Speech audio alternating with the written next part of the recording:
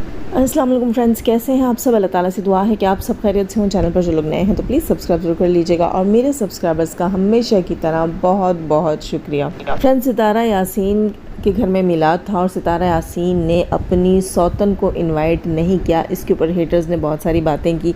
इसके अलावा सितारा ने ख़ुद भी आकर इसको क्लियर किया कि मैंने अपनी सौतन को क्यों इन्वाइट नहीं किया। सितारा यासीन ने अपनी सौतन को 14 अगस्त के दिन जो है वो अपने घर इनवाइट किया था। 14 अगस्त की छोटी सी सेलिब्रेशन वो अपने घर में कर रहे थे। सब तैयार हुए थे, रेडी हुए थे और एक दूसरे को जो है वो पाकिस्तान के झंडे उनके फेस पे बना रहे थे, टैटूज़ वगैरह बना रहे थे, वो सारा कुछ कर रहे थे। टैटूज़ कह रही हूँ, पेंटिंग कर रहे थे एक दूसरे के फेस के ऊपर। इस सारी चीज़ के लिए ज़ाहिर सी बात है, सितारा का ब्लॉग है, कंटेंट है और इसके ऊपर सितारा ने जो है वो कौसर को भी बुलाया कि आप भी आ जाएं हमारे साथ और 14 अगस्त की सेलिब्रेशंस यहाँ पर हमारे घर पे कर लें। केक वेक भी कट किया था सितारा ने इनफैक्ट। खैर, कौसर नहीं आई थी और उसके बाद फिर सितारा और कौसर के बीच में, साजिद के बीच में काफ़ी तनाव, और आप सब जानते हैं काफ़ी सारी चीज़ें हुई थी। YT पर भी काफ़ी सारी चीज़ें आई थी।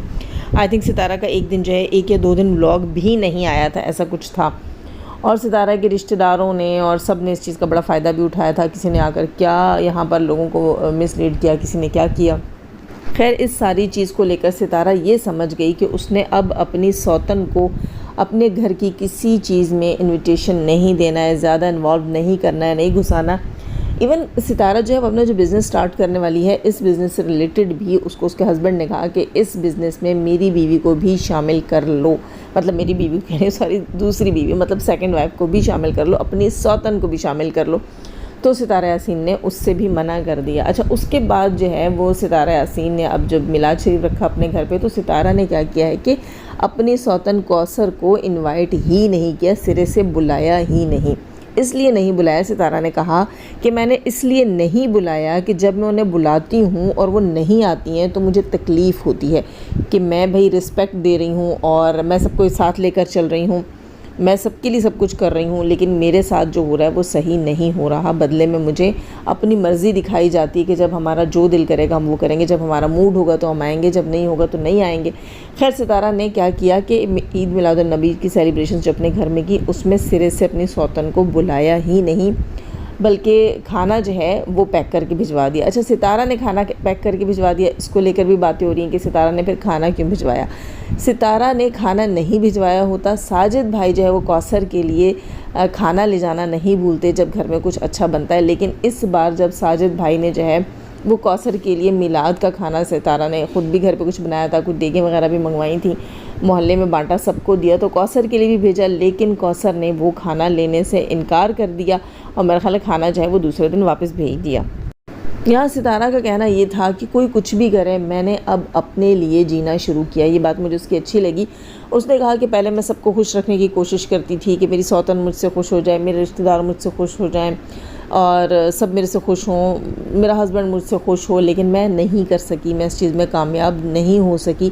और वाकई क्या सबको राज़ी रखना बहुत आसान है? जो मुझे सुन रहे हैं आप लोग बताइएगा, क्या आपकी फ़ैमिली में हर बंदा आपसे राज़ी है? कोई ऐसा शख्स नहीं है आपके ससुराल में, आपके मायके में, आपके जो है वो करीब आपके रिश्तों में, आपके सर्कल में, क्या सभी आपके साथ बहुत अच्छे हैं? सभी जो है वो कहते हैं कि हाँ भाई ये बंदा बिल्कुल ठीक है? ऐसा मुझे तो नहीं लगता।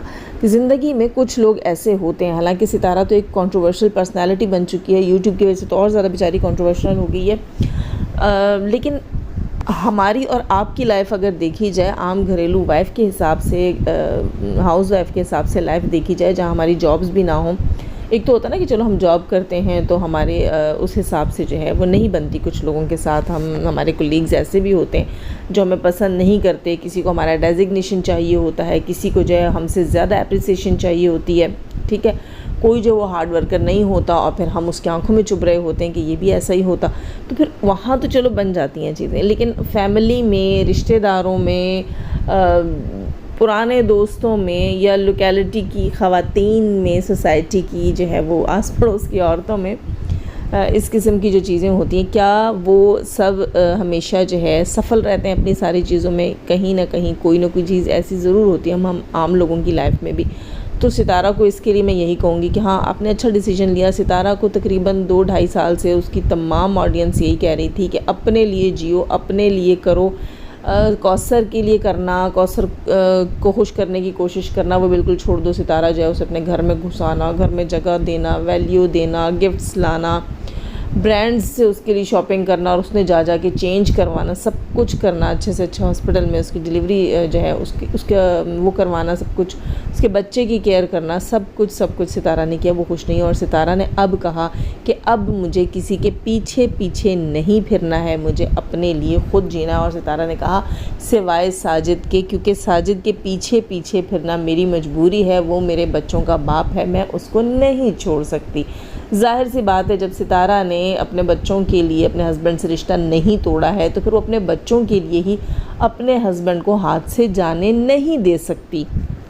खैर जनाब, कौसर ने भी ईंट का जवाब पत्थर से दिया है। अगर सितारा ने नहीं बुलाया तो कौसर ने उसका खाना नहीं रखा। अच्छा, ये चीज़ मुझे समझ नहीं, मिलाद का खाना था, उसे रख लेना चाहिए था, भले से उसने बुलाया था या नहीं था। वो खाना अल्लाह के नाम पर दिया गया था, अल्लाह के बंदों में तकसीम किया गया था, तो मेरा ख़्याल है वो ले लेना चाहिए था। लेकिन चलो, उसकी अपनी मर्ज़ी, उसने नहीं रखा उस खाने को। लेकिन यह है कि ईंट का जवाब पत्थर से कौसर भी दे रही है। साजिद भाई के भी आजकल इस किस्म के ब्लॉग आते हैं जहाँ कौसर जो है बर्तन पटकती हुई और कुर्सियाँ टेबल जो है उनको जो है वो घसीटती हुई ठुड्डे मारती हैं, यही कहेंगे ना, लाते ठुड्डे मारती हुई। खैर लाते तो नहीं, हाथों से उठा के चीज़ें पटक रही है, झूठ नहीं बोलूँगी मैं, लेकिन वो ये चीज़ें दिखा रही है। फिर उस दिन जो है साजिद भाई के ब्लॉग में देखने को मिला कि वो किसी बात पर रो रही थी, आंसू साफ़ कर रही थी और साजिद भाई बार बार उसको कैमरा में लेकर दिखा रहे थे और वो गुस्से में कह रही थी कि क्या बोलूँ, क्यों बोलूँ, नहीं बोल रही हूँ। वो बहुत ज़्यादा जो है वो गुस्से में दिखाई दे रही थी। खैर वो बात हम फिर किसी दिन किसी और रिएक्शन में करेंगे। यहाँ मैं बता दूं कि ये भी हो सकता है सितारा यासीन ने पिछले दिनों जो अपनी सौतन का एक्ट किया था, सेकंड वाइफ बनी थी और सेकंड वाइफ में जो है उसने जो एक्ट किया था उसके बाद से कौसर का मूड मुसलसल ख़राब है। अब हमें नहीं पता, कौसर को पूरे का पूरा सितारा का वो व्लॉग ही पसंद नहीं आया, पूरे की पूरी एक्ट ही पसंद नहीं आई, या फिर जो उसमें से कोई एक दो चीज़ हैं जो उसको पसंद नहीं आई, कान की कच्ची वाला सीन पसंद नहीं आया या कुछ भी ऐसी चीज़ जो है, हो सकता है वो उस चीज़ के ऊपर माइंड कर गई हो और उसने कहा हो कि ना मैं इसके घर जाऊंगी, ना मैं इसके घर का खाना खाऊंगी। और सितारा कह रही थी कि हम जो है, मैं बहनों की तरह इसको लेकर, इस रिश्ते को लेकर चलना चाह रही थी। मैंने बहुत ज़्यादा जो है इस रिश्ते को चलाने की कोशिश करी कि मैं अच्छे से रहूं, सब कुछ अच्छा सा हो। तो मुझे नहीं समझ आती कि दो सौतनें कभी बहनों की तरह रह सकती हैं, क्योंकि जब अल्लाह ने ही इजाज़त नहीं दी है दो बहनों को किसी एक हस्बैंड की वाइफ्स होने के लिए, तो फिर मेरा ख़्याल से एक हस्बैंड की दोनों बीवियाँ कभी भी बहनें बन ही नहीं सकती हैं। कोशिश अगर करती हैं या दिखावे के लिए करती हैं, जैसे कि फैमिली फ़िटनेस वाले करते हैं, तो मुझे लगता है कि ये सब दिखावा ही होता है, हकीकत इससे बहुत दूर है। मैं नहीं मानती कि कभी भी कोई दो सौतनें जो हैं वो बहनों की तरह रहती होंगी या रह पाई होंगी। हाँ, सितारा ने कहा है कि उसने कोशिश की और हमने शुरू से देखा है कि सितारा ने कोशिश की है और कौसर ने कभी भी कोशिश नहीं की है। खैर जनाब, दिलबर का आज एक रिएक्शन ब्लॉग दोबारा से आया जो कि उसका पसंदीदा मशगला है। फ्री हो जाओ, फारिग हो जाओ, पी पिला के टुन होकर बैठ जाओ और आकर कुछ भी बक बक बक बक बक बक करके चले जाओ, वो उसको इजी वे लगता है। खैर जनाब, वो आज बैठा, उसने बात की, मैंने नहीं सुनी, उसका ब्लॉग आया, मैंने नहीं देखा। उसके बाद मरियम फ़ाहद का जो है वो रिएक्शन आया, मरियम का रिएक्शन मैंने देखा। मरियम काफ़ी गुस्से में लग रही थी। मरियम ने कहा कि मैं इस सब कुछ से निकल चुकी हूँ, मैं छोड़कर चली जाती हूँ, लेकिन मुझे वापस पकड़ पकड़ कर लाया जाता है और बोला जाता है कि मरियम आओ आओ और दोबारा इस गंदगी में आकर जो है वो पत्थर मारो, इस गंदगी में जो है आकर अपनी बात करो। यहाँ पर बहुत सारे लोग मरियम फ़ाहद को नीचे कमेंट कर रहे थे कि आप हिस्सा ना लें, लेकिन असल रीज़न क्या था? रीज़न ये था, मरियम फ़ाहद बता रही थी कि डीडी ने जो है वो बात कही है कि नौशीन सिस्टर जो हमारी हैं उन्होंने डीडी को कहा कि जो है पर्सनल में उनसे कभी बात हुई और कहा कि मरियम फ़ाहद जो है वो पैसे लेती है, उसको लोगों ने पैसे दिए, इट मीन्स कि पता नहीं फंडिंग दी या पैसे खाती है, इस किस्म की कोई बात उसने बोली। तो मुझे बड़ी हैरत हुई, पैसे खाती है, ये कैसा जुमला था? पैसे खाती है, किस चीज़ के पैसे खाती है ना? मतलब आप किसी का कोई काम करते हो तब पैसे लेते हो ना, किस चीज़ के पैसे खाते हो? आप किसी न किसी तरीके से किसी को कोई फ़ायदा पहुंचा रहे होते हो, ठीक है, उसके कहने पर किसी को कुछ बोल रहे हो या किसी का कोई जो है वो काम आसान कर रहे हो, किस चीज़ के पैसे खाती है? मतलब वो प्रमोशंस कर रही है, वो लोगों को शाउट आउट्स दे रही है, वो किस चीज़ के पैसे खा रही है? ये आप कह सकते थे कि भाई किसी ने उसको पैसे दिए, ऐसे कहा भी नहीं ना, ऐसे नहीं कहा, इसने कहा कि वो पैसे खाती है। खैर मरियम ने कहा कि आप साबित करो, आप प्रूफ लेकर आओ कि किसी ने कभी मुझे एक पाई दी हो, बस उसका प्रूफ ले आओ, आप बिना सर पैर की बात करते हो। खैर फिर मैं गई हूँ और मैंने जाकर जो अच्छा मरियम ने नौशीन मुल्तानी सिस्टर जो हैं उनसे रिलेटेड भी कहा कि आप भी आएँ और इस चीज़ के बारे में आकर आप भी बात करें। ज़ाहिर सी बात है दुख हुआ होगा मरियम को भी, क्योंकि पिछले दिनों सितारा यासीन के मामले में भी मरियम को बहुत ज़्यादा ट्रोल किया जाता रहा और आज फिर बात कर ली। यहाँ मैं बात कहूँगी कि दिलबर जो है वो वक्तन फ़वक्तन मरियम फ़हद को चीज़ों में ख़ुद घसीट कर लेकर आता है। खैर मैंने जो है वो जाकर फिर दिलबर का रिएक्शन देखा। दिलबर अपने रिएक्शन में जो है वो तपा हुआ इस बात को लेकर था कि 2 बीवियां जनाब और उसके कंट्रोल से सारे मामलात बाहर हैं। ज़ाहिर सी बात है उसमें अगर इतना जो है वो कोई तड़ होती, कोई हिम्मत होती तो उसे तीसरी शादी की नौबत नहीं आती। ठीक है, खैर जनाब ये बंदा कहता है कि उसकी पहली बीवी को किसी ने कमेंट किया कि मैंने तुम्हारी दूसरी बीवी से इंस्टाग्राम पे बात की तो वो तुम्हें बुढ़िया लिख रही थी और ये कह रही थी वो कि अच्छा इस तरह का कमेंट मैंने भी पढ़ा था लेकिन मैंने उसको इग्नोर कर दिया था। खैर तो नौशीन सिस्टर ने कहीं उस कमेंट से रिलेटेड बात की है जो इसको बुरी लगी। हालांकि नौशीन सिस्टर कहती हैं कि उन्होंने कहा है, मैंने फिर नौशीन सिस्टर का भी रिएक्शन सुना। नौशीन सिस्टर कहती हैं कि मैंने अपने रिएक्शन में ये कहा था, क्योंकि नौशीन सिस्टर का पहले रिएक्शन मैंने नहीं सुना था वो कमेंट से रिलेटेड, लेकिन नौशीन सिस्टर ने आज आकर क्लियर किया। उन्होंने कहा कि मैंने कमेंट से रिलेटेड ये कहा था कि अगर इस किस्म का कोई कमेंट आता है, कोई बात बंदी करती है तो लगाई बुझाई वाली सेंस में बात आ जाती है। अगर प्रूफ नहीं है तो आप ऐसे लोगों को ब्लॉक करो जो आपकी दोनों वाइफ्स के बीच में जो है वो फसाद क्रिएट करी। तो मेरा ख्याल है नौशीन सिस्टर ने गलत बात नहीं की थी, लेकिन बात यहाँ पर नौशीन सिस्टर की भी सही है। शाम को जब मुझे ये चीज़ें पता लगी थी तभी मैंने सोच लिया था कि ये बंदा कंटेंट के लिए करता है। आप सबको याद होगा अनवर की एक वॉइस जो है इसकी माँ ने लीक की थी, दिलबर की माँ ने, और उसमें अनवर कह रहा था कि भाभी तुम मुझ पर कोई रिएक्शन वगैरह दो ताकि मैं भी जवाब में रिएक्शन दूँ। मेरे पास आजकल बिल्कुल कंटेंट नहीं है, व्यूज़ नहीं आ रहे, तो आओ रिएक्शन खेलते हैं। तो दिलबर जो है इसको लगा कि अब रिएक्शन खेलना है, कोई कंट्रोवर्सी करनी है, तो उस कंट्रोवर्सी के चक्कर में इसने मरियम फ़हद जो कि आजकल बिल्कुल रिएक्शन से दूर हो गई थी, इक्का दुक्का उनके व्लॉग्स आ रहे थे, इसने मरियम फ़हद को ही इस चीज़ के लिए चूज़ किया और नौशीन मुल्तानी को चूज़ किया कि आओ मैं कंट्रोवर्सी करता हूँ। जैसे आपको पता है कि इस बंदे ने कई बार आकर पब्लिक में कहा है कि मैंने तीसरी शादी करके गलती की, गलती मुझसे हो गई है, अब मेरी जान छोड़ दें। तो वो गलती क्यों कहता है उसको, वो अपनी खुशी क्यों नहीं कहता जो पहले कहता था। वो औरतें कहती थी इसकी जो दूसरी बीवी है वो और उसकी तीसरी बीवी और उसकी जो बहन है वो कहती थी कि ये हमारे पल्लुओं में, हमारे आंचलों में आकर छुपता था, अपने दुखड़े सुनाता था। तो बड़ी हैरत होती है जब मैंने ये भी कहा था कि आप लोगों ने दुकान खोल रखी थी, दूसरों के आंसू पोंछ रही थी, आपके पास सुख शांति मोहब्बत देने की थी, हमने तो मोहब्बत दी ना, आप मोहब्बत बेचती हैं, आपकी मोहब्बत की दुकान है। तब भी मैंने ये बातें कही थी कि मोहब्बत कहाँ बिकती है, ये वक्ती मोहब्बत जो होती है जो किसी सौदेबाजी के तहत होती है वो कहाँ बिकती है, आप लोग अच्छे से जानते हैं।